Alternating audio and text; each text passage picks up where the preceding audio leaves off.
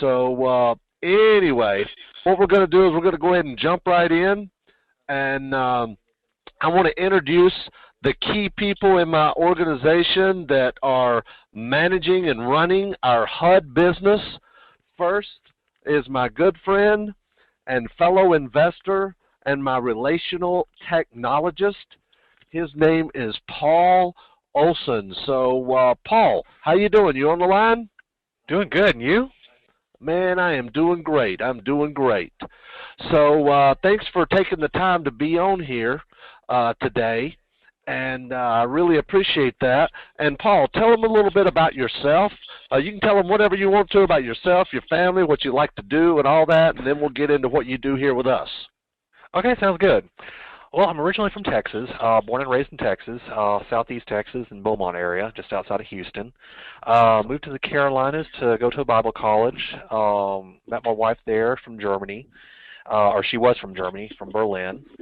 Got married shortly thereafter. Then actually, the Bible college I went to, I was hired on doing some broadcast engineering, and wound up overseeing almost a 500,000 square foot facility, doing all types of venues for live events and concerts and all kinds of stuff like that. And then got interested in real estate and met Larry and came on board over here. That's awesome. That's awesome. Well, Paul, well, first of all, to all you guys out there, we got close to 300 people on here now. Those of you who are on the line, we just hit over 300. But to those of you on the line, I got to tell you, 306, 07, 08, this is crazy, man. So for those of you who may not know Paul, Paul is my relational technologist. He is a technology artist. He is the brains behind all of our automation, what we do and how we do it as far as automating our processes and procedures, especially with HUD. He created the spreadsheet that you guys got with the book. He creates all these different tools that we use, and he manages a couple of virtual assistants. You have your own VAs, right? Yes, sir, I do. That's awesome. He has a VA. Tell him a little bit about your couple of VAs you got. All right, I got two of them. One that basically is a programmer who just loves to program things, and he and I just get together and we'll come up with great ideas. And I'm not a big of a programmer. I'm just one I can come up with great ideas and know how to be able to talk to a programmer and make it happen. So he and I would just come up with great ideas and just learn new ways to automate things. And so that's one of my VAs, and that's John Paul. Then I've got another one who's named Mercy, and she handles all my HUD bidding. She goes in there and she takes all the numbers that we put up there, and she puts them into the HUD website for us and makes all the bids for us. Awesome, awesome. That's great. And what do we pay them, if you don't mind me asking? Somewhere between $350 and $450 an hour, something like that, depending somewhere around in that range. Awesome. That is great. And these guys are great. They know what they're doing.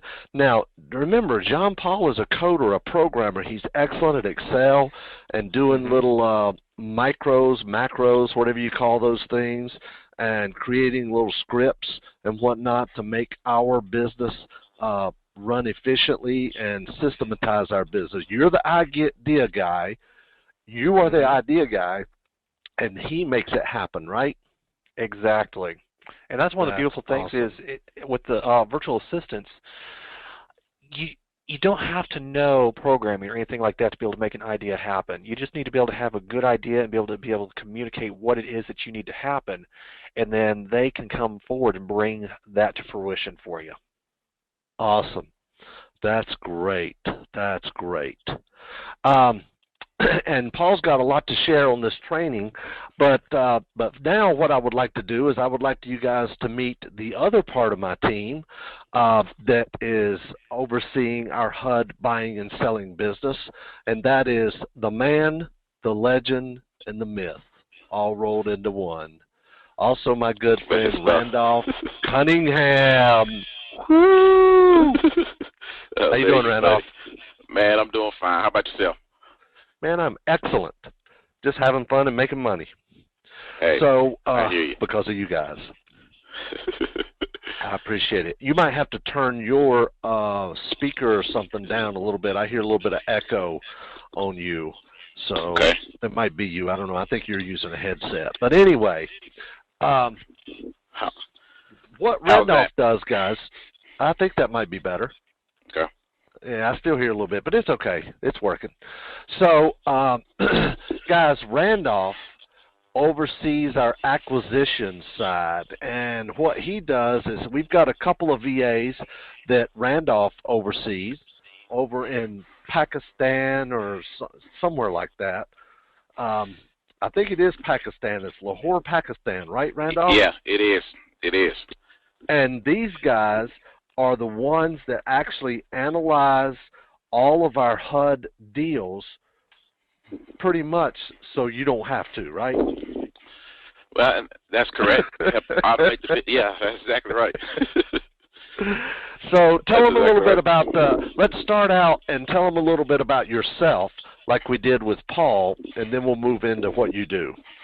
Okay. Well, born and raised in Charlotte.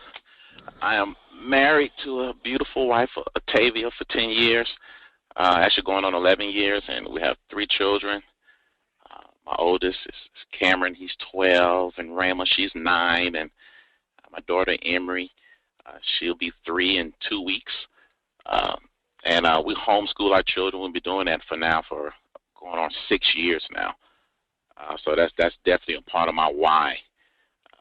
They're the reason why I do what I do. So, but I originally got started in this business back in 2000 as a mortgage loan originator, and I was really serving a lot of investors, clients, and then helping them refinance out of their investment property. And that's when I came across you guys. And actually, I met Wendy Sweet. She was kind of running your mortgage company back then, and fell in love with the company and what you guys stood for. I was able to help a lot of my clients, and so I came on board. And I think that was back in 2004, 2005, and learned a lot here, man. Now what I'm doing is help coaching a lot of your students and teaching them how to do what we do. As far as the VAs, I mean, you're absolutely right. They really, the key to having a VA is really helping you automate your business and to really allow you to do what you're doing this for to begin with. I mean, you're not looking to create another job. You're looking to create a business, and you want that business not to keep you tied down, but to create a form of freedom for you. And that's the benefit of having a VA. So, what I do, I train our VAs to analyze our deals, all of our HUD properties, and I show them how to do it using the internet, and we try to keep it really tight. They need to be able to analyze a property within 5 to 10 minutes. We got a lot of houses we got to make offers on, and they can't spend a lot of time on any given property. So I spend a lot of time doing that. Actually, Amir, who's kind of heading up our VAs in Pakistan, he's hired another guy, and right now they're overseeing our HUDs and making those offers. So they spend all day doing that. I don't know. Am I answering your question? Did you ask me a question? That's good, man. You went from one right into the next. You do good. You do good.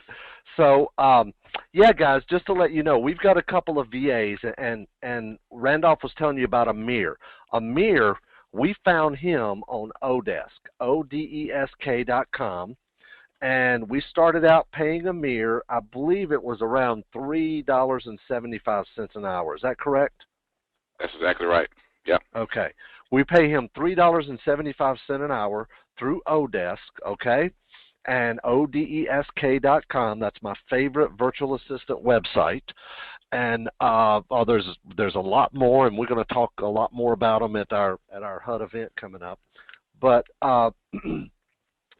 we found Amir, and whenever I hired Amir, I put in a job description, and I'll show you guys that job description, okay? But when I hired Amir, I wanted somebody that knew how to analyze a deal. They could spend about somewhere between 10 and 12 minutes and analyze a deal, any deal. And what I did in my Odesk ad was I gave them an address, and I told them to tell me how much I can pay for this house, okay? And that was in my Odesk ad. And Amir was one of the only ones that did it, wasn't he, Randolph? Say that again, Larry. What was that question? I got to move to another area. Oh, that's okay. Yeah. You remember when we hired Amir, we gave him an address in the job description and said, I want you to analyze this and then send me, let me know how much we should pay for it. And I think we even said we need to send us a video showing us how you analyze the deal. That's exactly what he did. He said that's a video of the steps that he took to analyze the deal, man. And I tell you, the brother was sharp when he came in the door. He was.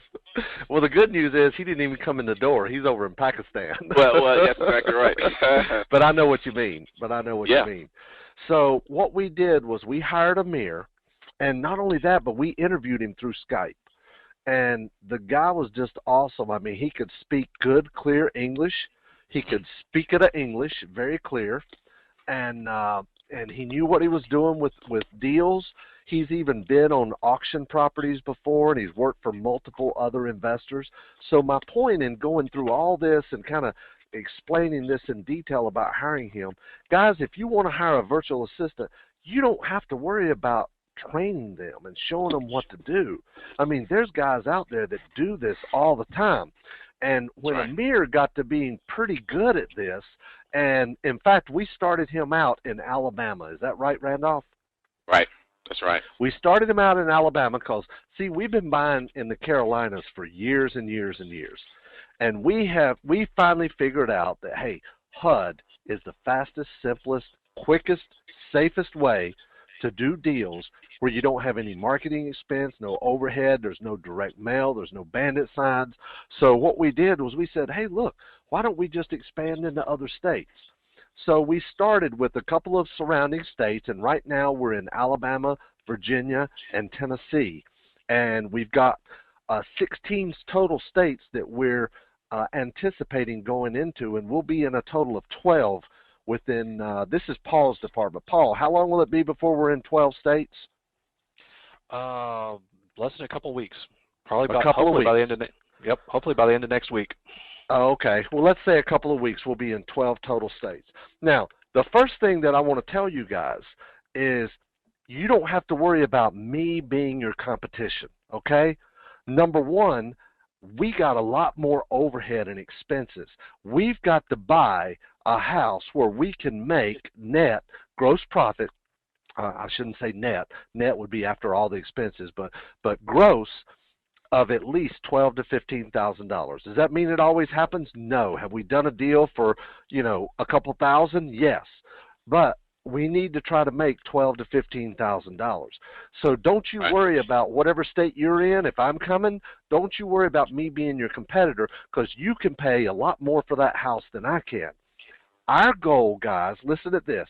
Our goal is to get 1 or 2 deals in every state we're going into each month. If we could get 1 or 2 or 3 per month in 16 states, we could do 16 to 30 to 45 deals a month. That's all we're looking to do. That's all we're looking to do. And am I right, Randolph? No, you're right. That's right. Absolutely. So what we did when we hired Amir, and Amir really stepped up, and we just started in Alabama in January, and right off the bat, we got 1 deal, we got another, we got 4, 5, 6, 7 deals. We've probably closed 7 or 8 deals since we started in mid-January in Alabama. And we've got, how many deals do we have coming up closing in Alabama? I think we have 2 or 3 scheduled. I have to look at the board, man. But yeah, I think we got about 2 or 3 that are scheduled to close here and shortly. That's in Alabama. Yes. Yeah. Right. Now Virginia's a little different story. We've only done 1 in Virginia. Okay. We bought it for $8,100 and we sold it for $18,000. Okay. But it was kind of rural, out in the middle of nowhere. And but we found somebody to go put out some signs, which we're going to talk about in a minute. But what we did with Amir, I want to get back to this before we move on, because I got to tell you guys this is very, very important. once Amir stepped up, we started getting some deals from him, and this guy would come to us with ideas. Hey, what about if we did this? What about if we tried this? And he told us, I remember he had a couple conversations with Randolph and I, and we had to share this with Paul. He said, guys, I've worked for other real estate investors in the past, but I've never worked for anybody who has a system down like you guys have. And Paul's going to tell you a little bit more about that system here in a little bit, but we've got a system down to where they've got spreadsheets that are shared with them, and well, I'm going to let Paul tell you that in a minute. But anyway, so what we did was we asked Amir, we had a conference call with him and asked him if he would like to be a team leader and recruit other people to work for him, and we would pay him, but he would get an override off of them. So what we did was we talked to him about it, and he said, I can hire good people all day long for $2 an hour. So we set him up with an office, and we pay $70 per month for a desk with a phone, a computer, and internet access. Guys, did you hear that? $70 a month per desk. So we've got him and Randolph. Who's the first guy that he's hired now that's working with us? Hamza. He hired a guy named Hamza, and we pulled him off of Odesk, and we set up a whole different accountability, a quality control system that Amir actually did some research and brought to us. And so we set them up so we can keep track of their hours, screenshots of what they're doing on their computer, and all that good stuff. So now we've got Amir and Hamza, and those guys are out there doing deals and analyzing deals and just filling up the spreadsheet, and then Paul's virtual assistant takes it over and she submits the bids. Isn't that pretty much the way it works, Paul? That's correct. That is correct. That's awesome. That's awesome. For those of you guys who haven't seen my, gotten a copy of my free HUD book, if you go to freehudbook.com, you can download a free copy. Don't do it right now. Just jot that web page down or capture a screenshot on your computer or something. But if you go to freehudbook.com, you can get a free copy of it. If you want me to, I'll mail you one. It's entirely up to you if you just want to pay shipping, but we'll give you the digital version absolutely free. So just to give you guys an idea about some investing experience that we have, Randolph and Paul and I, we've done residential, commercial, multifamily, triple net lease, mobile home parks, wholesaling, retail, and lease options, short sales subject to. We've used cash, hard money, traditional financing, private money, partnerships, and all that. But I got to tell you guys, of all the different things we've done direct mail, right, Paul? Yes, sir, we definitely have. We've done a lot of direct mail. We've done a lot of bandit signs. In fact, we probably spent in the last 60 days, I think we've figured it up. How much was it we spent on bandit signs? Somewhere around 20,000, I think I want to say. Yeah, I was thinking it was 28, but I'm hoping you're right. I think the eight. Well, actually, I'd be 28 because that includes also the labor too. That's right. And that's right, because we pay people $1 per sign to put them out. But guys, the vast majority of our deals come from HUD. They all come from HUD. Just so you guys know, if you don't know our mission statement, this is hanging on the wall in our office, and our mission statement, which we always adhere to or try to, is to provide hope, encouragement, and opportunity to individuals and their families by providing quality products, services, properties, and mentoring based on ethical, moral, and biblical principles. And I just thought I would throw that in there for you guys. Now, guys, we do all of our business by phone, fax, FedEx, email, and internet. We don't leave the office, and we don't look at the properties. Even when we get a deal right down the street, we don't go look at it. It doesn't mean somebody doesn't go look at it. It just means that we don't go look at it, okay? Now, what we're going to do is we're going to jump in and start talking to you about how to bid on HUD houses, okay? Every HUD house is sold at HUDHomestore.com, okay? HUDHomestore.com. And what I'm going to do here is I'm going to pull up here and see if I can find a find the web page for you guys to go to for this. This is what HUDHomestore.com looks like, okay? And this is the one site, the only site that all bids are placed on, okay? And you can do searches. Like if you see here, you can either click on a state, or you could go down here, and what you're going to do is, like, say you want to select a state. Let's say Colorado, and we're only going to look for investor properties, okay? And we're going to click search. Now in Colorado, there are currently only 12 investor properties available in Colorado, okay? However, let's look in some other states. Let's look at like Georgia for investors. Let's see what's available. There's 192 properties in Georgia. Let's look in, say, Ohio and see what's up there. In Ohio, available to investor, if you notice here your buyer type, there's owner-occupant, investor, good neighbor next door, government, nonprofit, and dollar homes. Forget about the dollar homes. There's usually only about one or two in the whole United States, okay? Good neighbor next door is about the same thing.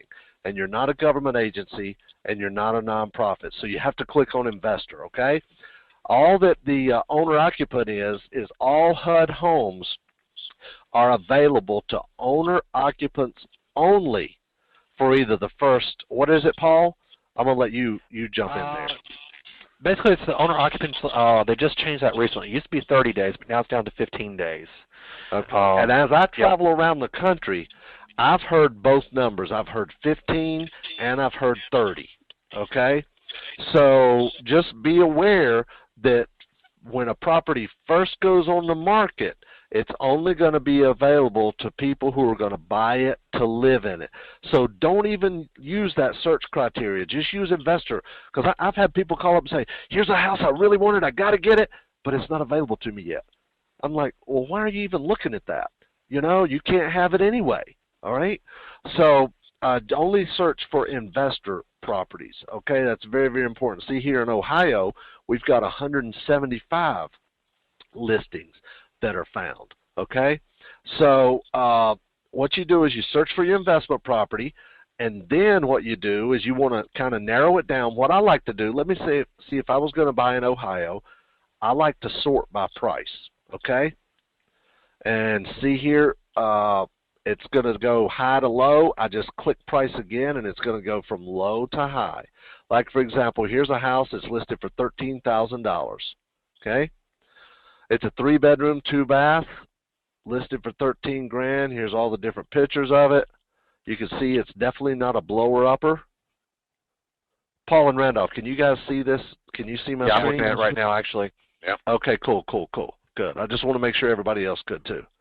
All right, so that's kind of what you look at right there, and I'm going to turn it over to Paul and let Paul tell you a little bit about what he does with the spreadsheets and how that kind of relates to Amir, and then Randolph can jump in and say what Amir does for here. But what I wanted to point out to you guys just starting out buying HUD houses, you're not going to need specifically a spreadsheet and to have VAs do it. You're going to need to do a few of them yourself first. That's very important. You got to get comfortable with it. You got to get confident with it. You got to analyze your deals and know what you're doing to start bidding. And the only person that can bid is a realtor with an NAID number, okay? That's a national identifier number for HUD, okay? And it's pretty easy to find an agent. We have one agent for every state that we're in. And we still need agents in, we still need an agent in a licensed real estate agent with an NAID number in Oklahoma, Arkansas, and West Virginia. Those are the 3 states. So if anybody's on this call, of the 451 people that are on here right now, if anybody is a licensed real estate broker and you want to work with my team and be my buyer's agent, then shoot me an email to, what's that email address? I think it's hudagent@larrygoins.com, or just call here in the office. But anyway, Paul, why don't you tell them a little bit about how the spreadsheet works? Okay, can you do this for me? Can you go to one of the states and just kind of show that overview where you were, where you had like the investor status and that kind of thing? Yeah, like this? Yep, exactly. Go ahead and scroll up just a little bit.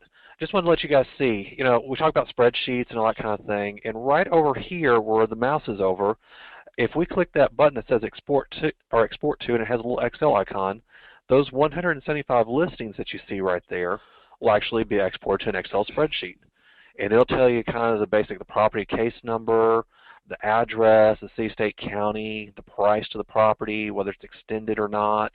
So you have a lot right there within it. So what I do is I take that for each of the states that we're working, and I take that sheet each day and I download it and I put it into one of my sheets that John Paul and I have developed. And we'll go in there and we'll merge it, and it'll tell us which properties are active and which ones are inactive. I like to keep track of all the properties. And when I say by active and inactive, today you see 175 properties. They may award some bids tomorrow, and it may be 170. But at the same time, they may bring on a couple new properties tomorrow, so you may have 180. So that number is going to fluctuate, and the properties just come and go. Just because a bid is awarded doesn't necessarily mean that the person is going to close on it. So what I like to do is keep track of that whole scenario. And so what I do is I take my spreadsheet and I just basically download it each day and just kind of mirror what's going on with the HUD website. Then from there I just take it, put it into Google Drive, which is basically kind of like a Dropbox, something like that. But it's better than Dropbox in the sense that everybody can work on it all at once. It's tied to a Gmail account. It's free. So you can have multiple people, whoever you share it with, can all work on it at once. It'll just save whatever changes are made. So I've got some fields in there that allow Amir and those guys to actually say, okay, I want to put a bid of this amount on this property for this day, and then be able to say, okay, I think it needs this much in rehab, and here's the work that needs to be done to it. And then what happens is that's done between our 9 to 5 hours here on the East Coast. Then come about 4:30, 5 o'clock, I have Mercy come behind me. And once they're getting done wrapping up all their updates on the sheet, she comes in and starts entering in those numbers into the HUD website. There's a special place that only a realtor can log in, and our realtor's assistant.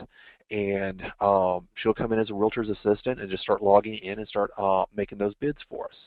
And she is really good at what she does. And the big thing is we just got to make sure we got all of our bids in before midnight Central Time, because that's when the bidding process is done for each day. And then if you get it in over midnight, it goes into the next day's bids. So we just want to always make sure that we're getting all of our bids in before midnight Central Time. Well, that's awesome. That's good stuff. That's good stuff, Paul. So now, Randolph, would you share with everybody on here, which now we're up to 454 people on the line, that exactly what Amir does now and Hamza does? Once they get that spreadsheet, they have access to that spreadsheet that Paul has set up. And Paul, you have one for each state, right?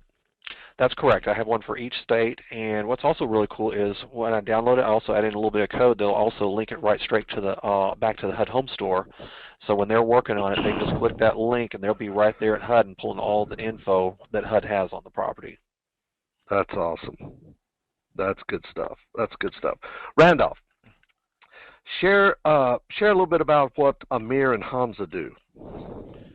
So once the spreadsheet comes available, typically first thing in the morning, John Paul goes in and updates the sheet with all the new and returning properties that are appearing on HUD. They go through the sheet, and they're going to go through and analyze each and every property. Now, once they're on the HUD home store, if you click on a property inside the HUD home store, there's some addendums. See, the cool thing about HUD versus most properties that you're bidding on, whether it's for sale by owner or the MLS, is that you get a good idea of what you're getting yourself into before you even make an offer on the property. See, HUD, when they first take back a property, they're going to have an inspection done. Now, you don't get a copy of the full-blown inspection, and I don't know if you guys ever seen an inspection, but they can be 30, 40 pages long, but you do get somewhat of a summary. And HUD provides this on every last one of their properties, and it's called the Property Condition Report. And I teach Amir and Hamza how to use that to determine what we need to pay for the property. And the property condition report is something that's very powerful because it covers a lot of the key items that entails a property. I mean, these are high-ticket items that can make or break your deal if you're unaware of the condition of them. I'm talking like the roof, the HVAC, the electrical, the plumbing, the water heater, the appliances, and they go in and tell you whether these items are functioning. And even it takes a step further. There's another sheet in the addendums, and it's typically named the property condition summary, but sometimes it goes under a few different titles. Sometimes it's the repair escrow or the repair disclosure or just a disclosure, but in either case, it takes it a step further and it details out maybe what the issues are. For instance, if on the property condition report it states, hey, the electrical wasn't working when it was tested, the property condition summary may take it a step further and say, hey, it needs the fuse box needs to be replaced. It kind of details what the actual issue is. So I have them analyze that because when they're looking at our properties, they have to be thinking on the front end about who we're going to sell it to. On the acquisition side, you have to be thinking about who's my buyer. So, for us, we have pretty much three types of buyers that fall into our category. Another investor that wants to fix the property up and sell it at retail. You have the investor who wants to buy it, fix it up, and maybe rent the property. But then you also, too, have the owner-occupant who wants to pay cash for a property, and they're going to fix it up over time and put a little sweat equity into it, okay? So those are ideally, for us as wholesalers, those are our primary three buyers. And in all three cases, our buyer needs to be a cash buyer. So with that being said, they're looking at this property trying to determine, hey, what's the after repair value once the property has been repaired? Or what should the property rent for once it's been repaired? Or, and I shouldn't say or, in addition to, they're also looking, hey, is this property in an area where an owner-occupant may ride by, see some of our marketing signs or our bandit signs and say, hey, that's a great price for this neighborhood. I'll pay cash for it. You see, so the idea is to get them thinking because as an investor, it really, you're like I don't know, you're almost like a contractor with a tool belt. And you're looking at this job and say, hey, which tool do I need to use for this particular job? That may not be the best analogy, but the idea is that you need to know, hey, who's my buyer? What kind of strategy is going to be used for this particular deal on the acquisition side? So I'm having them analyze the neighborhood. I mean, there are several sites I have them go through. Now, granted, again, like I mentioned on the front end, they have to be able to do this in 5 to 10 minutes. We can't spend a lot of time on each property. So I'm having them go to Zillow and analyze the property, looking at the solds, looking at what properties are currently renting for. I have them go to Google Maps and do a street view, do an overhead view. With the street view, I want to make sure that, hey, does this property have some curb appeal in case, it's cheap enough for a cash buyer who wants to buy it and live in it? Does it have some curb appeal? I have them drive up and down the neighborhood using Google Maps to see what kind of street is our property on, okay? I'm also having them go to Trulia.com. I like Trulia because Trulia kind of gives you an idea of what the school systems are like. The elementary, the middle, and the high school, are those schools meeting standard? Are they below standard, exceeding standard? Also, too, they can go, Trulia gives them a crime map. It gives them a heat map of the types of crimes that are in the area. Now, not that crime is a deal killer, but again, it lets you know who your buyer is. When there's a lot of high crime, you're probably not going to sell that property to an owner-occupant who want to live there. That may be catered more to a landlord who's going to rent that property out, okay? So these just things you need to be mindful of, and I try to make my VAs mindful of when they're analyzing these properties. So that's kind of the nutshell. I mean, but then they have to input this information on a spreadsheet. And, our spreadsheet entails quite a bit. I mean, it has a place for them to put in what the repairs are. They have to estimate what the repairs are. And, again, it's just an estimate, based on what the addendums are saying from HUD's PCR and PCS report. They're trying to itemize those items, put a dollar amount beside those items, determine what the after repair value is and what the rents are. So we have to input these things on a sheet. So we'll keep in mind, hey, even after a property leaves, as Paul mentioned before, sometimes somebody will come and put their property under contract. It'll leave our sheet for a couple of weeks. Well, hey, it'll show back up, because they didn't close on it. So now property we analyzed, 3-4 weeks ago, it'll show back up on our sheet, but we'll still have our numbers there, okay? So, when that happens, we typically try to go in and reanalyze it, just make sure, hey, nothing's changed. We try to pay really close attention to HUD's asking price. When they drop the price, hey, we go back in and analyze that property. Why? Because if they're dropping the price, it could be that, hey, they just motivated to get rid of that property, or it could be that they feel that now the property is not worth what it was before because maybe some new souls have taken place in the area. So we go back in and make sure that, hey, is my highest and best offer still my highest and best? Do I need to drop my price some or drop my offer down in comparison to what's now going on in that neighborhood? So, the thing is that it is really cool, and I thank God for Paul because how he keeps the spreadsheet and how he got everything set up, that it keeps us abreast of what's going on when properties leave and when properties return, when the price drops happen. And you guys are coming to this event, man. I'm telling you, you're going to get to see this stuff live, and it's going to trip you out to see how we got it set up. I'm excited for it. That's awesome. That is so true. And you mentioned the event, Randolph. We are having guys an event come up. And it is I don't even know the dates. Hold on. I've got the website pulled up here. Let me see here. We've got an event coming up. It's May 22nd and 23rd in Charlotte, North Carolina, and it's Nothing But HUD. In fact, if you go to nothingbutHUD.com, and you'll see, I'm on the page right now. We have 16 seats left, and it's $497. If you have another person come in, you get a discount. I think it's only another $97 or $100 or something for the second and third person each. But anyway, at this event, Paul's going to be going over that whole spreadsheet. And Paul, on that spreadsheet, you have links back to the HUD, you have links to Zillow. You set this thing up so all a person has to do is use that spreadsheet and click the links, and boom, it takes them right to do their analyzing, doesn't it? That's exactly right. Basically, everything that you need to know is right there. It's at your fingertips. Even the sheet will tell you when a new property comes and goes. It's pretty cool. It's all color-coded. Basically, everything that Randolph was just talking about, it will tell you all that stuff. That's awesome.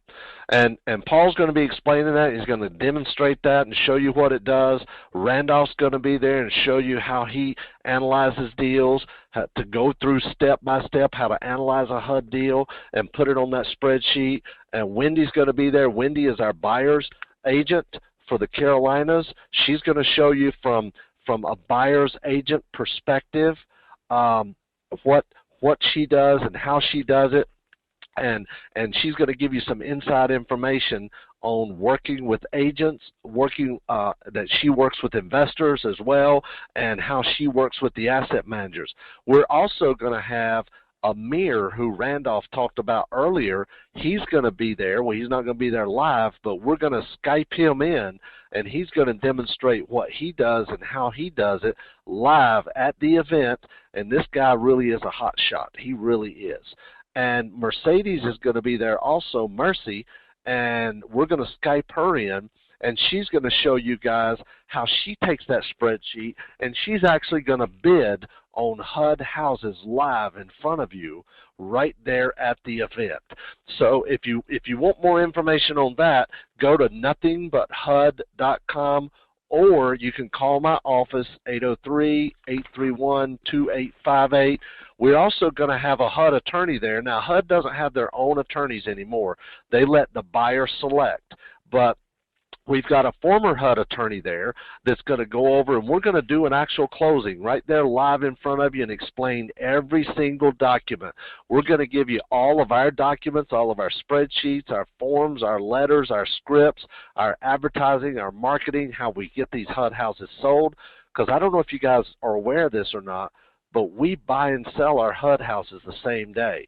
And sometimes we only have to come up with $500 to do it. Even though it's a HUD house, we only need $500 to do it. And we're going to show you exactly what to do and how to do that. It's in Charlotte, North Carolina, at the Airport Sheraton Hotel, and go to nothingbutHUD.com for more information or to reserve your seat. We do have 16 seats left because we have 84 people registered now. Or you can call 803-831-2858 and get some more information about that. But I want to jump back over here a little bit and go over, I know Paul has mentioned some of this in Randolph too. I just want to kind of digress a little bit, that when a bid is submitted, there's one of three things happen. Either nothing happens and your bid expires, because they all expire at midnight, right, Paul? That's right. Or you get a counter offer. Paul, tell them what happens with a counter offer. Well, actually, let me go back a little bit. One thing, the bid expires. Just to throw something out there, it supposedly expires. We've had places where we put a bid in and none of the next two things have happened, and it could be a month since that bid was made, and then it went to expire. Normally it happens at midnight, but every now and then you'll have one that will last out there for a month or two. Just throw that out there. Now, that can be because of one of two reasons. That can be, guys, because of one of two reasons. Sometimes we've noticed, and they probably don't want you to know this, but they're saving up for some reason. They're just like, it might be they save up for a week or two or three or whatever, and then they accept or deny or counter a bunch of them at once. The other reason is that anytime you're submitting a bid, you want to always have your agent check the box that says leave this bid open as a backup, because like Paul mentioned a while ago, somebody may not close on a deal and then it goes back on the market, or maybe it was Randolph mentioned it goes back on the market. Then if they decide, hey, your bid is high enough, we're going to go ahead and accept that. So that's something to keep in mind as well, because sometimes they come back a week, two, a month or two, and decide to accept our offer, right? That's correct. Now, going back to the next two things, the counter. So what happens is if they do a counter, they'll actually send that over to you via email. And actually, it's not to you, it's to the or to your buyer's agent. Your buyer's agent will get an email stating that HUD has not actually accepted the offer, and they're initiating a counter offer period, and it normally lasts only for that day. And they tell you an amount that they're countering back at. And what you'll find is it's almost always going to be the exact same number until they make a price drop. So what we do is within HUD's home store, when you go back, you can actually go back and actually enter in a counter instead of actually entering a new bid. And that's something that I actually prefer, because it's working back to the same offer that they were working on before. So that's what happens there. Is it's just basically an email. You go back into the HUD home store, go to the property, click the counter button, or your agent would do that, and then they just counter back for you. That's awesome. That's good stuff. And then number three, that's the good one. And that's right. At that point, that's when they send you an email to the list agent, and from there, you got your 48 hours to get all your stuff done and get it over to them and get that property under contract. Awesome. Awesome. That's cool. That's cool. Now, once you get your bid accepted, guys, one of the things you might want to do is, and we talked about this earlier, you've got 48 hours or 2 business days. There's even one asset manager in the Carolinas, they give you 1 day. Is that correct?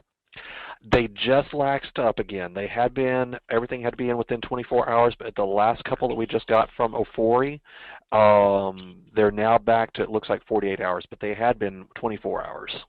Yeah. Awesome. Awesome. Well, that's good. I didn't even know that. That was appreciate last you telling week. me that. That's good. That's good. Yep. So, guys, you have 48 hours now, 2 business days, okay, to get your paperwork in.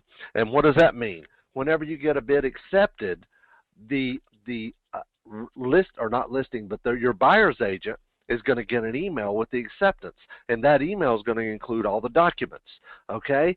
So you print those documents and you sign them with blue ink, and then you have 48 hours or 2 business days to get that along with your deposit. Now, guys, you should write this down.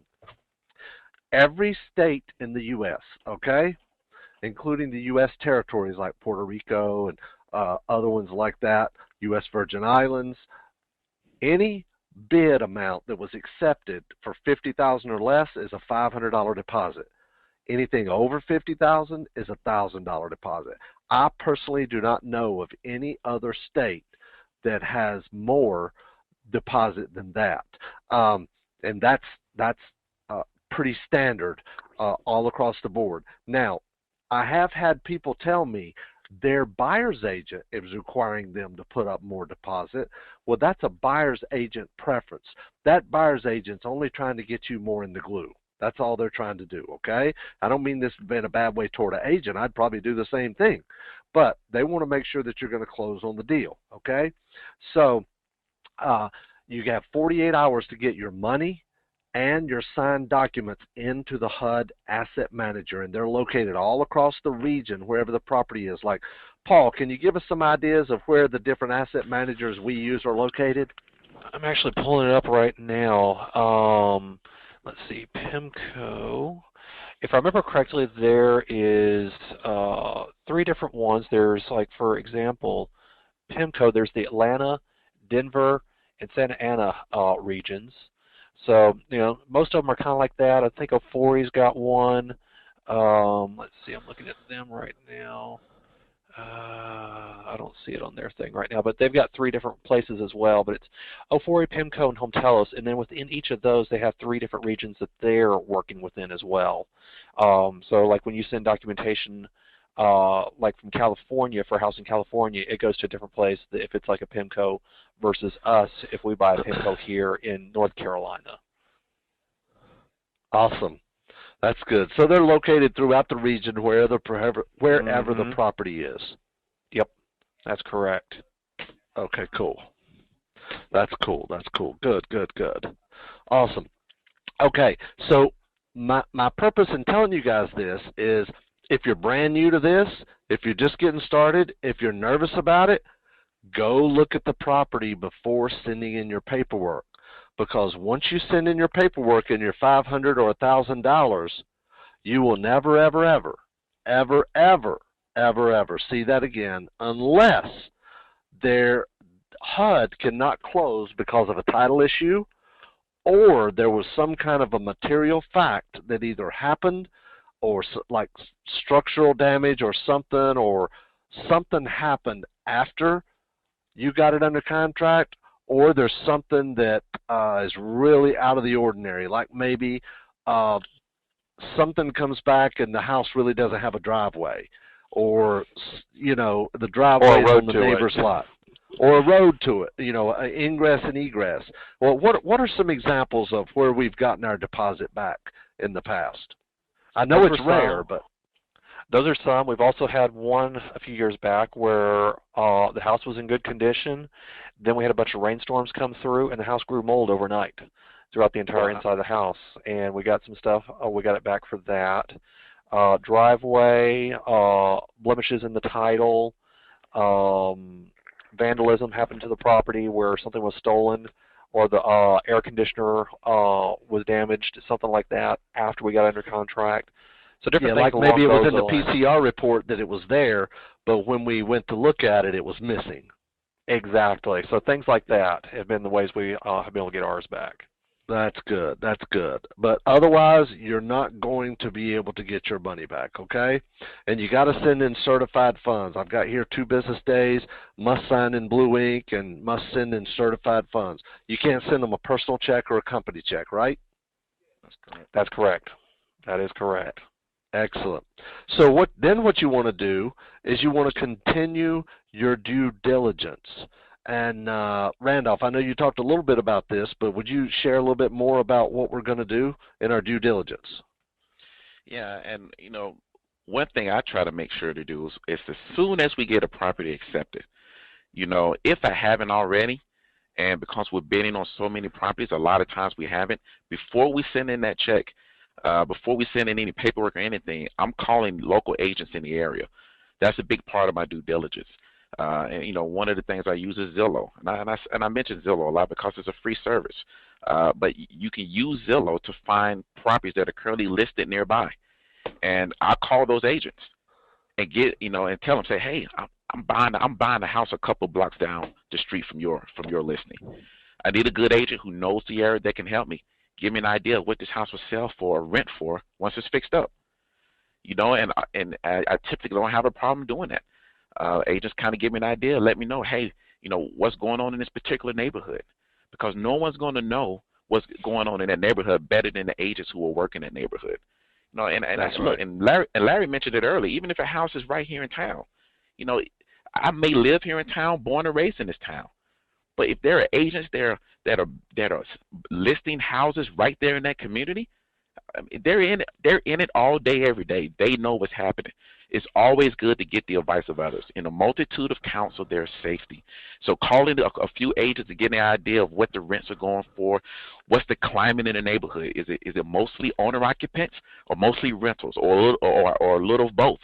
So just get the idea of what's going on there, and then I try to get a CMA from them. And that stands for comparable market analysis. That's going to help me determine what the property should sell for once it's fixed up. And what they do, they go on their local MLS and pull comps, pull comparables of houses that are similar to the one I'm looking at and seeing what they sold for in the last 3 to 6 months.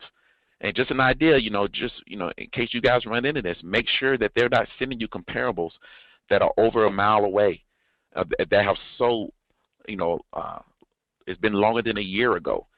All of your comps, and remember this, all of your comps need to be within a mile, preferably within a quarter to a half a mile away. And those comps should have sold within the past year, preferably within the last 3 to 6 months.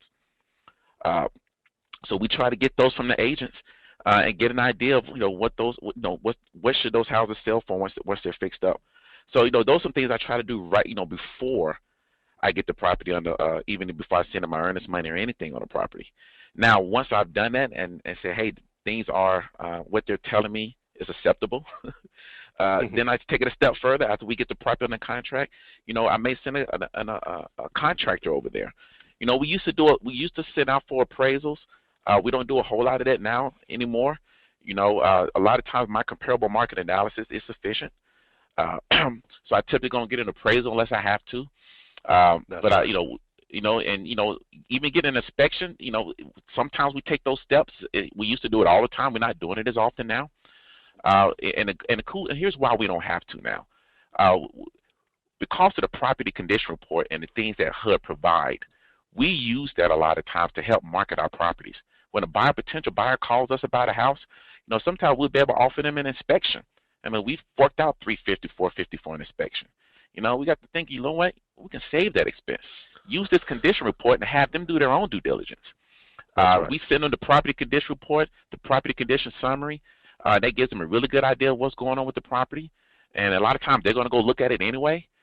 So that's what we begin to do now. So just getting that comparable market analysis is going to be really important. Talking to agents locally. I recommend talking to those agents and getting some referrals from them, like contractors.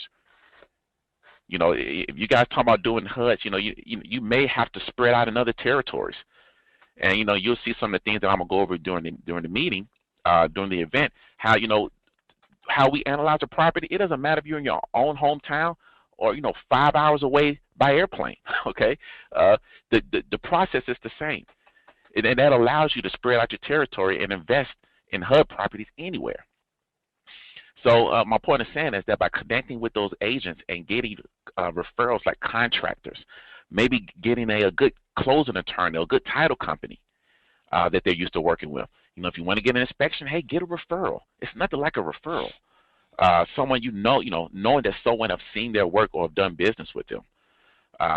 So those agents and getting those CMAs are going to be really important. That's awesome.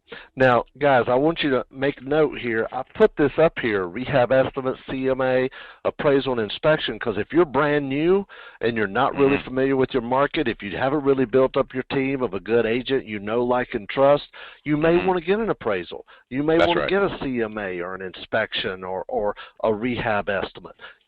Right now, quite frankly, we hardly get any of that anymore. Okay, only because, and this is another great thing about HUD that I love about HUD is they give you the PCR, They give you the summary. I mean, you already got some really good info, and you got probably 20 pictures of the house, every house. And it really helps out. So we don't even get that stuff anymore, except for on occasion. We do have occasions when we may get a rehab estimate or a CMA or an appraisal. And Randolph, what are some of those occasions? Well, if we know for sure that the property is a fix and flip, you know, I will go to the extent of possibly getting an inspection done on it. You know, like I mentioned, my 3 types of buyers. You know, there are some times when, you know, the property is just good. It's just going to be fit for another rehab investor. Right. So and if based on the property condition report, there are a lot of issues. You know, well, for a rehab property, we're not scared of a lot of issues. We just got to be certain about those issues. Okay. That's right. So in certain instances, we'll go get an inspection, have an inspection done. That's right. We tend to make a lot of money on those deals anyway, so it's worth spending that extra $300 to get that done. That's true. That's so true. That's so true. That's good stuff, man. That's good stuff. Now, how are we going to market this property, Paul? That's where the fun comes in. Once we get this in, we've got our buyers list, that kind of thing. But I tell you, marketing to the locals is your best way to get it out there. It really is. And guys, I don't want to cut you off here, Paul, but guys, when you come to our Nothing But HUD event, okay, just go to Nothing But HUD, I'm from the South, nothingbutHUD.com, or call my office, 803-831-2858. And when you come to this event, we're going to show you how to market your properties 2, 3, 4, 5, 10 states away, where you won't have to go out and look at it. You won't have to know anybody there. I had somebody a while back said, yeah, but Larry, but you got these teams built up everywhere. We don't have teams when we go into Alabama or Virginia or Tennessee or Georgia, do we, Paul? No. Right. No, not at all. And guys, when you come to this event, we're going to show you exactly what to do and how to do it to find local people to market and advertise and be your eyes and ears and your boots on the ground to do this. And it's not going to cost you an arm and a leg to do that. So you need to be at this event. We do have 16 seats left for this event. So anyway, Paul, I'm sorry. Go ahead and no problem. And talk about the market.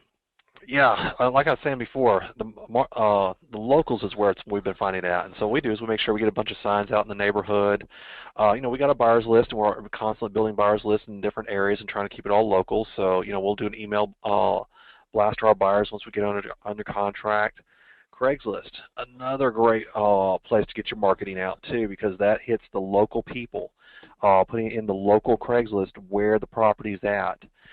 You can do eBay. The other thing I like to do is I like to just go ahead and put it on Zillow, Trulia, that kind of thing, and get the hits that way as well.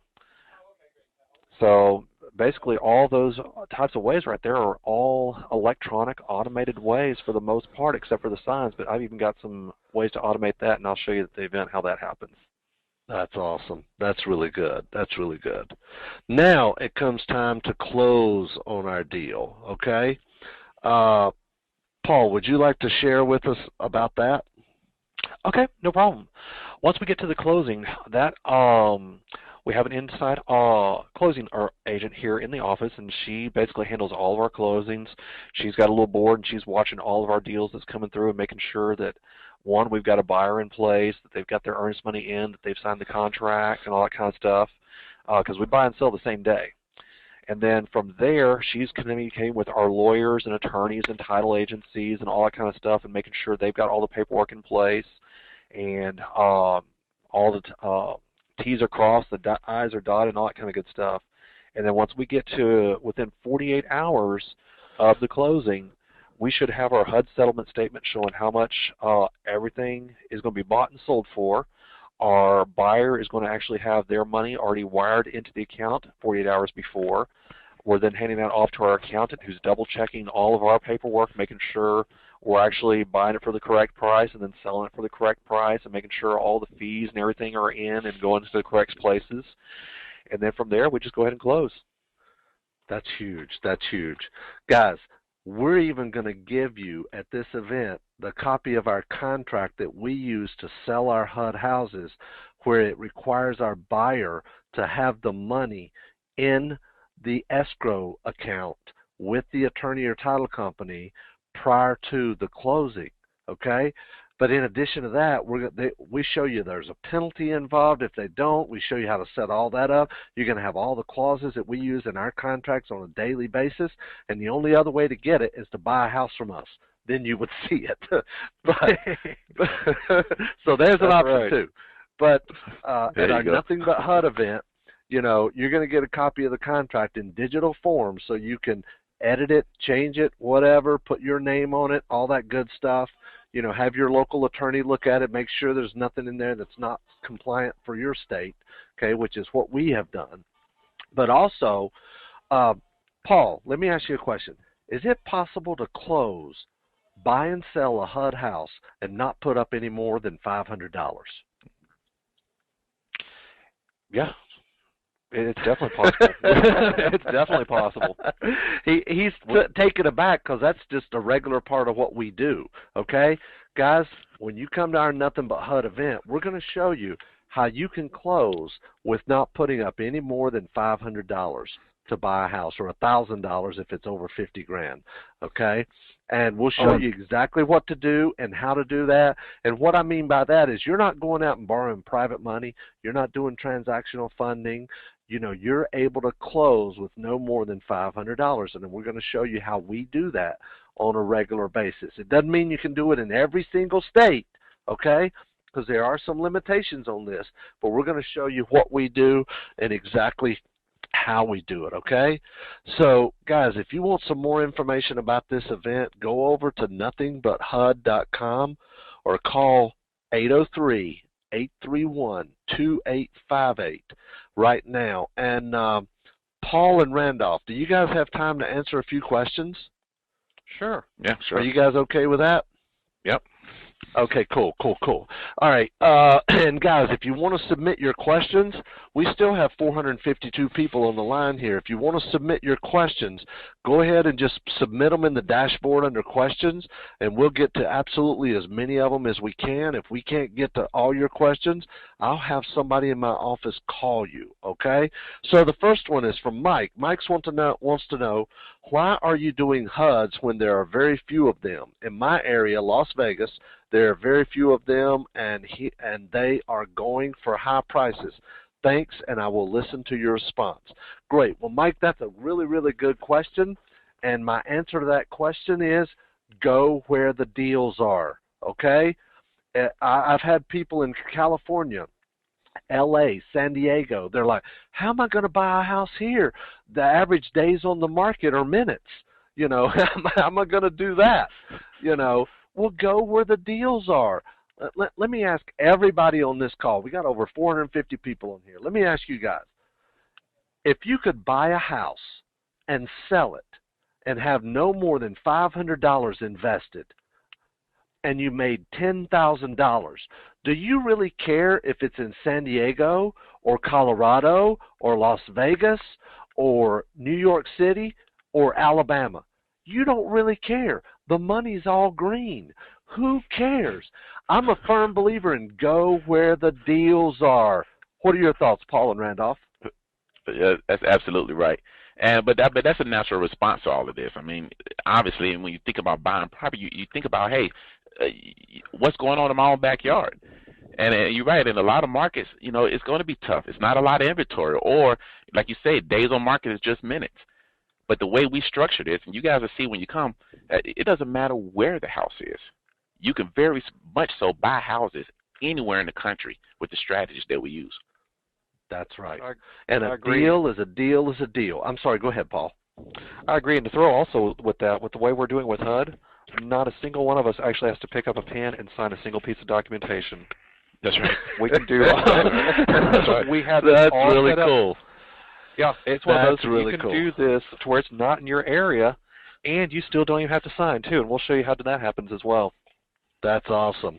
Here's a question from Mark. Mark says, is it a good idea to use investor private money for earnest money if you have more than one deal you are looking at?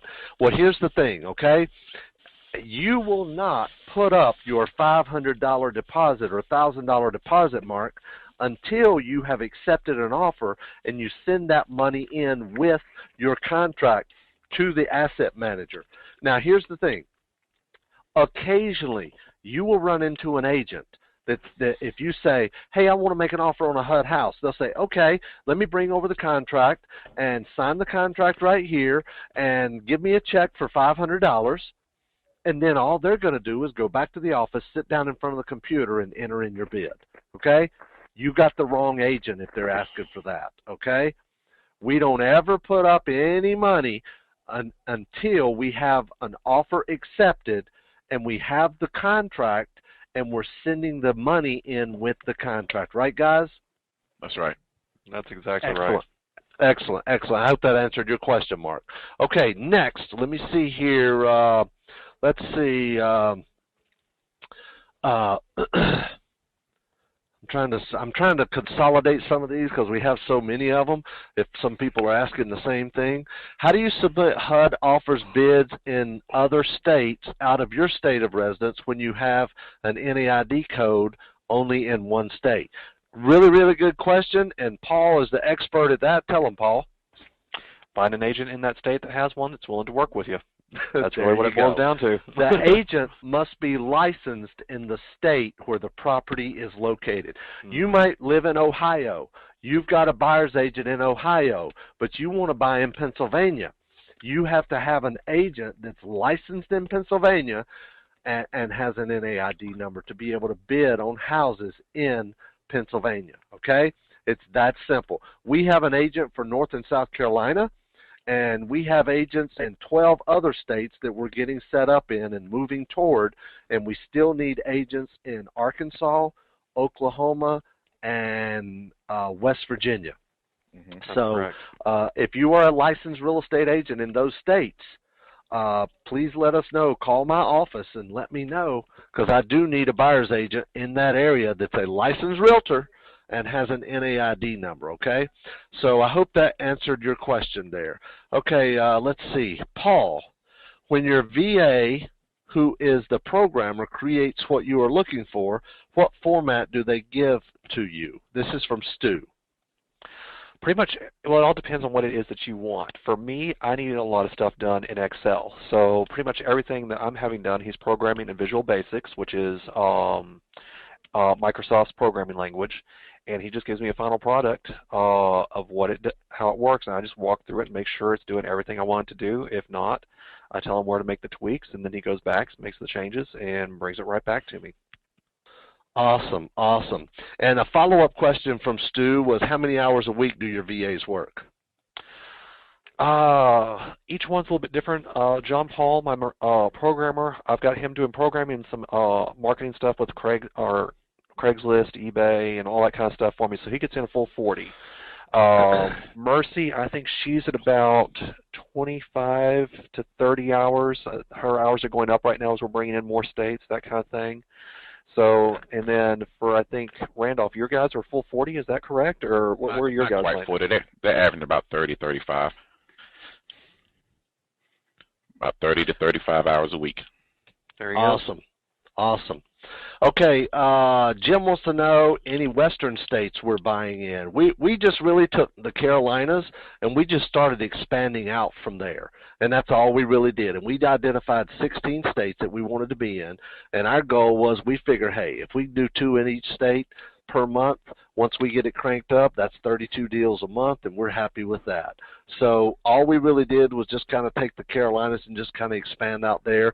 You know, we're in Florida, or we're going to be in Florida, and up to West Virginia, I think, is the furthest north. We're doing Missouri, Louisiana, Texas, Arkansas, Oklahoma, Mississippi, Georgia, Tennessee, Kentucky, and the Carolinas.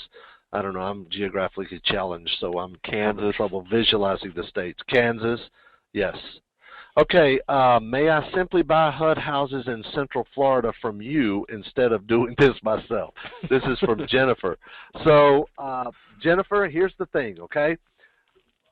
We do this by the shotgun approach and then the rifle approach, okay? Yes, you could buy houses from me in Central Florida, but think about it. If I'm only going to get maybe 1, 2, 3, 4 deals a month in Florida when I move into Florida, then what are the chances that I'll have one in the area that you want to buy in? I don't really care where it is. We just sold a house in Virginia, and it was in rural Virginia. We bought it for $8,100 and sold it for $18,000, and I think it was listed for $30,000, somewhere around there, $29,900 or $31,000 or something. I don't know if you remember, Randolph. No, I can't. But somewhere it was somewhere around that. That sounds. To give you an idea how rural it is, the backyard is a sheep farm. The backyard is a sheep farm. Oh, that's how rural it is. But we sold it, didn't we? That's right. We sold it. We sold it for less than HUD had it listed for, okay? So, and that's the key, guys. You want to be able to sell your houses for less than what they're listed for. Because if somebody Googles the address and if it's listed for $30,000 and you pick it up for $25,000 and then you're trying to sell it for $35,000, somebody's going to say, well, it's been for sale for $30,000. Why are you trying to sell it for $35,000? Okay, so the short answer is yes and no, but you kind of get the gist of it. Okay, let's see here. This is from Rico, R-E-I-K-O. Let's see, I think I said that right. I learned that at least in the state of Michigan, the number of HUD properties dwindled to 10% of what it used to be. Hey, that's true everywhere. Well, I shouldn't say 10%. Roughly from 3,500 at its peak down to 350 today. It appears to mean that investment-grade HUD properties are much harder to come by. Is that the reason you are expanding outside of your state? Randolph, you want to answer that?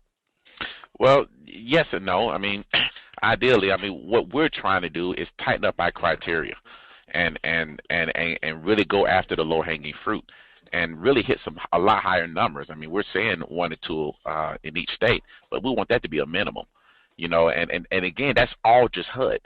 You talk about 15 to 30 properties a month with just HUD. That doesn't even count the for sale by owner properties that we pick up and any MLS property we pick up. Okay, so my point in that is that yes, you know, the inventory has tightened up a little bit with HUD, but our main reason for expanding is that with our strategy, we can do this anywhere. So we really want to pick up our inventory as a whole, and the only way to really do that is expand into other territories. That's right. And the way we're going to show you how to do it at the event, I don't care if it's HUD, I don't care if it's short sales, I don't care if you're buying an auction, I don't care if you're buying MLS, I don't care if you're using bandit signs, which bandit signs are the signs that say I buy houses on them, and to generate leads. I don't care what method you're using, direct mail. We're going to show you at the event how you can do everything remote, and you never have to leave. Okay, here's a question from Scott. What is the cost of the Charlotte event? What days is it? Let me go back over here.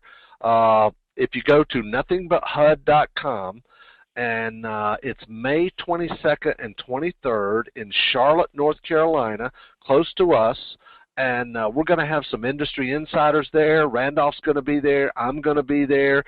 Paul's going to be there. Wendy Sweet, our buyer's agent's going to be there. A HUD attorney, well, I should say former HUD attorney. They don't have attorneys anymore, but he was a former HUD attorney, and we're actually going to close a deal right there in front of you on stage and go over every single document so you know step by step what to expect so there are no surprises. See, many people are so afraid to make offers because your biggest fear is, what if they say yes? Well, we're going to eliminate that risk. We're going to show you step by step everything from going to HUDHomestore.com all the way through cashing your check, okay, and showing you what to do with HUD. And this is the vast majority of the deals that we do are HUD houses. So to answer your question there, it's May 22nd and 23rd. Scott, and it's in Charlotte, North Carolina, and the cost is $497. And we've already had 3 or 4 people that have signed up since the, I'm looking on my phone here on my email, we've had 3 or 4 people here that have already signed up since this. So we do have some seats left, but we wanted to do this webinar not only to give you an education, but to also go ahead and fill up the rest of this event. And it is in May. That'll give you plenty of time to make travel arrangements, okay? So let's see here. I got some more questions. Can you show us your spreadsheet? I wish we could right now, but number one, we don't have time for it. And number two is Paul's got all that stuff, and he doesn't have the screen. I'm the one that has the screen right now. Here's one from Dan. When bidding, is there a benefit or a detriment to bidding in the name of an individual versus the name of an entity? We got some information on that.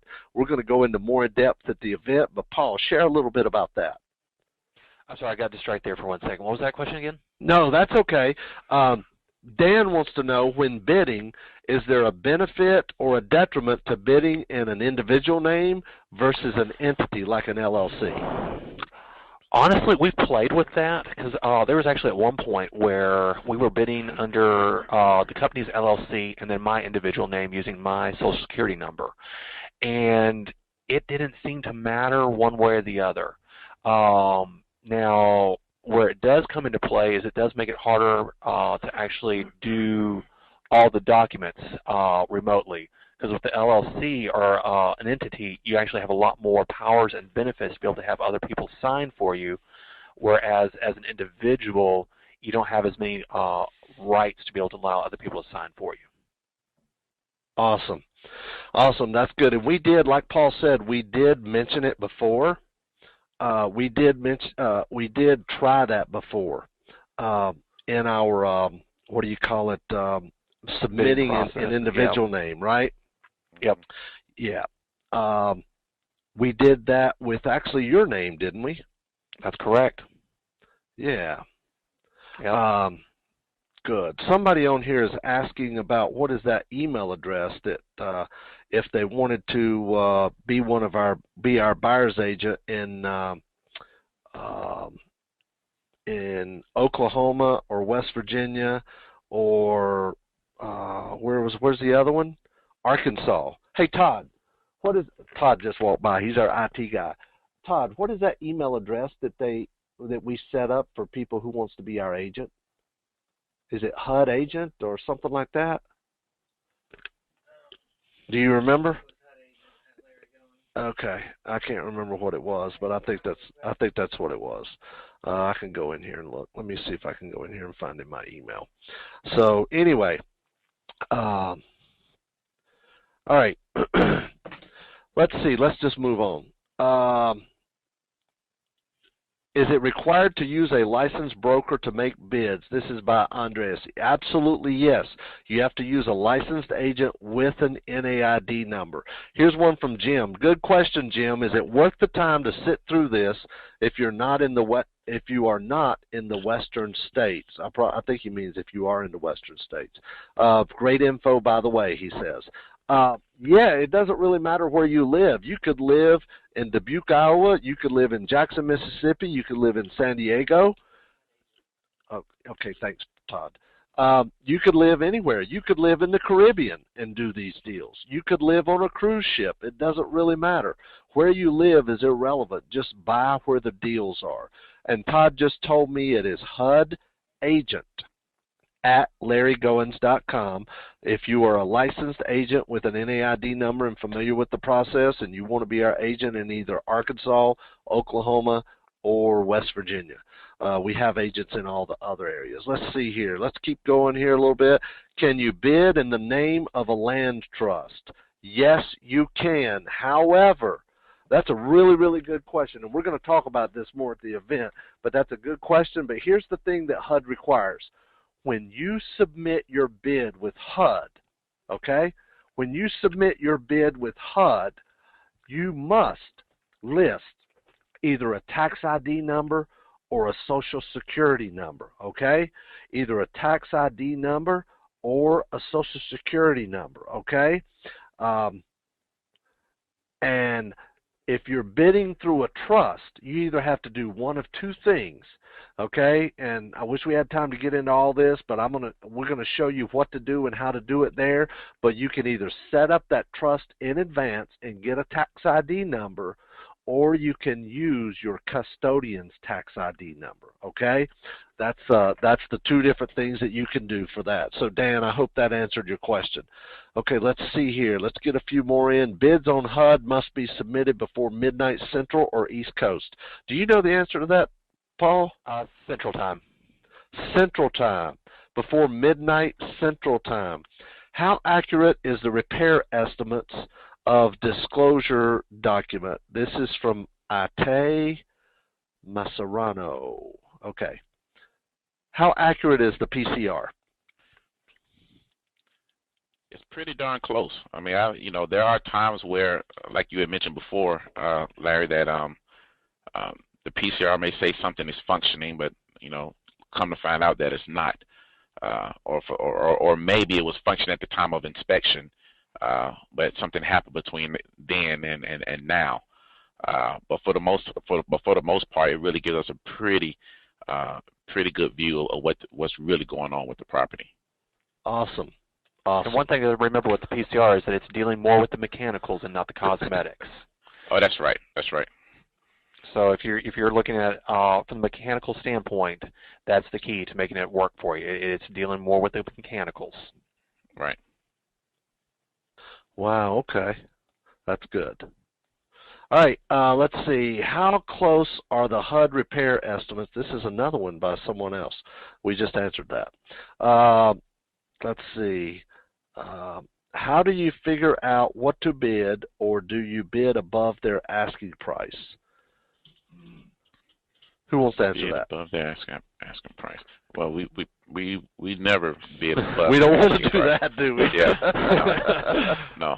But I mean, it's all about what your comparables are saying. It's all about what are houses similar to the one you're looking at are selling for or renting for. That determines everything. And I would say in most cases, the list price is really irrelevant. Now, running your numbers, it's not going to have you bidding above the list price, and even if it does, like I say, we're not going to bid above the list price because we know that we can get the property below list price, and you guys can too. But the thing is that you want to make sure that your comparables are accurate, and that's going to determine what your numbers need to be. That's good. That's good. So how do you handle the uninsured escrow properties? I have an owner-occupied client. This must be an agent. An owner-occupied client that has an FHA approved loan. Can I sell him the uninsured escrow property? Do you guys know the answer to that? It's a little out of our realm, but you might know the answer. I think you can still sell it to them. I'm not sure how their FHA loan is going to how they're going to take to that. I don't think they're going to approve the property. I think that's just what it's saying, that it's not FHA approved in its current condition. Yeah, and basically, if they're approved FHA and the property's uninsured, it just means it's not in a good condition to be able to get a traditional loan like an FHA or conventional loan, and the property needs some work. That doesn't mean you can't fix the property up and then get a current appraisal that meets FHA requirements. It just means as in the condition it's in now, FHA will not lend on it. That's my understanding of that. Yeah. Barbara wants to know, how do you get a listed $30,000 property for $8,100? Barbara, the key is make a lot of offers. That's right. The key. It's not like we're making 10 offers and getting 8 deals. It's like we're making 100 or 200 or 300 and getting 1. Okay? But the good news is we got somebody doing the legwork for us. We got Mercy, and she's out there sitting on the computer. She's part-time, but she's sitting on the computer submitting bids at HUDHomestore.com through our agent's NAID number. And we've got Amir and Hamza, who are over in Pakistan, working out of their little cubicle that we pay for them. They're in a huge, big office building with hundreds of thousands of square foot of space, and they just have rows of cubicles, and they rent out these spaces to people like in the U.S. that want to have virtual assistants and want them to have good computers, good phone, and good internet connection. And they're sitting over there and they're analyzing deals and putting it on the spreadsheet like Paul told you about earlier. Okay, so let's see. We got time for a couple more here maybe. Let's see. So just remember, you got to make a lot of offers, Barbara. That's the key.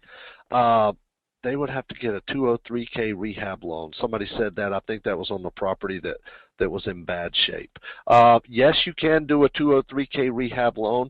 An FHA 203K loan, for those of you who may not be familiar, is an FHA loan, but it's designed for a property that needs work, okay, that has rehab. You got to qualify, and you got to go through specific steps to get the repairs done. They're not available to investors, only to people who are going to live in the property, okay? Guys, we do have some seats left for the HUD event. We do not have another HUD event planned. This is the absolute only one we've ever done. It's been like pulling teeth getting this team of industry insiders together for 2 full days in Charlotte, North Carolina, May 22nd and 23rd. And there's 12 seats left now. Candace just came in and told me you'll meet Candace at the event as well. And so we have 12 seats left. So guys, go over there and reserve your seat at nothingbut.hud.com. If you have any questions or you want to talk and get some more information before you decide to register, call one of my guys in the office. They're in here right now, and they're ready to take your call. Call my office, 803-831-2858. That's 803-831-2858, and they'll be more than happy to answer all your questions, give you all the detailed information. And I know we've had a lot of people on here that I didn't get to your questions because we had close to 500 people on the line, and we still have probably 30, 40, 50 questions left. But I don't want to keep you guys too much longer. But I really, really appreciate you being on. I appreciate your confidence in us. I'm going to tell you, you have never seen an event like this before. We've got the industry insiders. We're going to do live bidding. We're going to do a live closing for you, and you're going to see my entire team here, the ones that aren't in my office. We're going to Skype them in, and we're going to show you what to do, and you're going to walk away with every form, document, script, spreadsheet, letter. You're going to walk away with every marketing, every advertising, every contract, every agreement that we use, everything we use. You're going to walk away with it in your hand in digital format so you can edit and use it in your very own HUD business, okay? And don't worry about me being competition.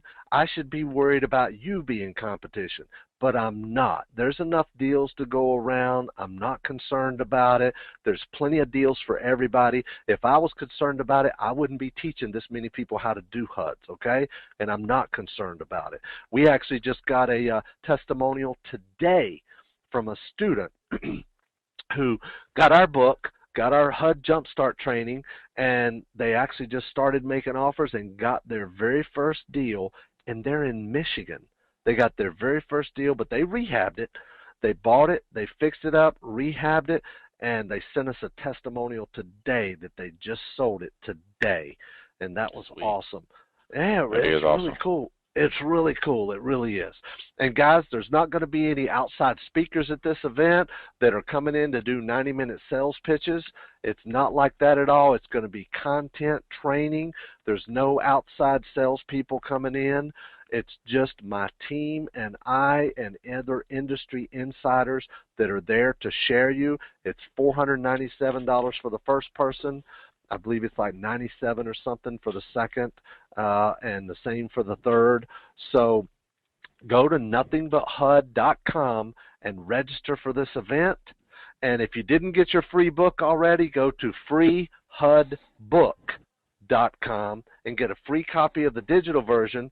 If you want me to ship it to you, I'll ship it to you if you just pay shipping, okay? It's entirely up to you. But you can get a free digital copy at freehudbook.com. But call my office, talk to one of my guys if you have any questions. And, guys, let me see you throw out some feedback there under the questions and tell Randolph and Paul what you thought about their training that they did today. Throw some comments out there to those guys and show them some love, because these guys, what time is it here? It's 1:31, and these guys haven't even eaten lunch yet. We started this at 12 o'clock. And these guys haven't eaten lunch, and they were here sharing this information with you guys. So show them some love here and throw some comments down there for them, and let's see.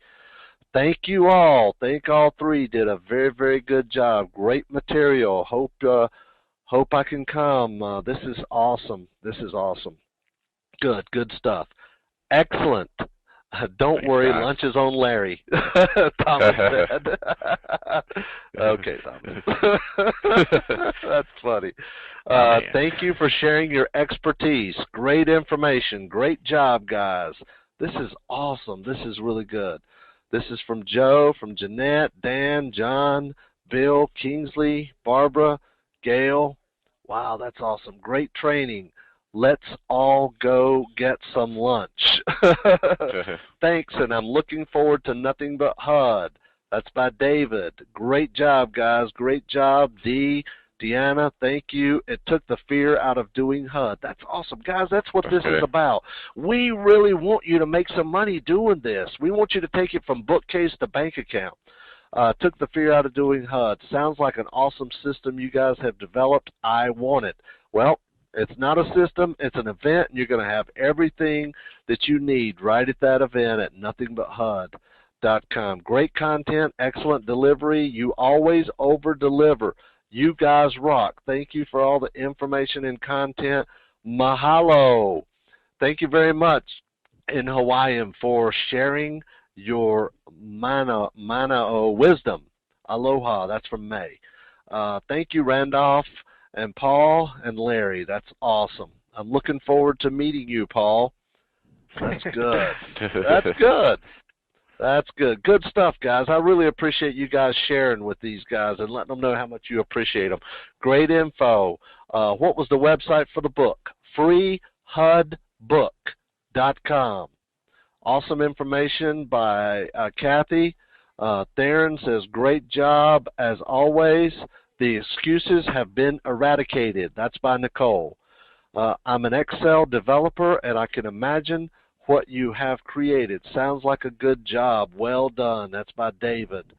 Hold on. It's evening in my country. We got somebody on here from out of the country. That's awesome. Thanks, Randolph and Paul. That's good. Thank you guys so much. I really appreciate you being over here. Go over there to nothingbutHUD.com. We want to meet you in person. We want to shake your hand. It's not like we're going to go on stage and then after we get done with our session, we're going to hide behind the meeting room or something. No, we're going to be networking. We're going to be sitting down with you. We'll work with you. We'll talk to you. We'll take away all the fear. We'll help you.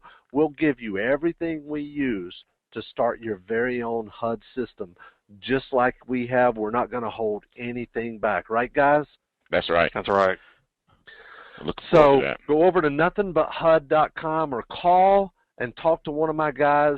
If you have questions, concerns, whatever it is, 803-831-2858. We're going to put this event to bed so we can move on for other stuff. And we're really excited about the people we have there coming there to teach and train you, as well as myself and my team. So with that, guys, thank you so much for being on. I really appreciate you guys. You guys have shown us a lot of love. I mean, it's at the very end, an hour and a half, and we still have close to 300 people on here. So thank you guys very much. We really, really, really appreciate your business.